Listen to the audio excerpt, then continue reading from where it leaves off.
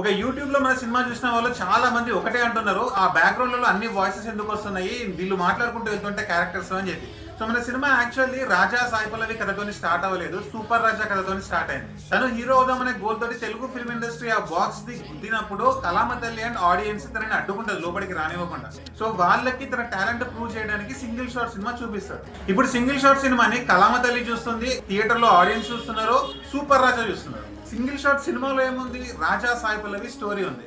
So ఇప్పుడు ఆ cinema play అవుతుంటే ఈ ముగ్గురు చూస్తున్నారు కదా, కళామ తల్లి రాజా ఆడియన్స్, వాళ్ళు కూడా మాట్లాడుకుంటారు. రాజా కళామ తల్లితో మాట్లాడతాడు, ఆడియన్స్ తోని మాట్లాడతాడు.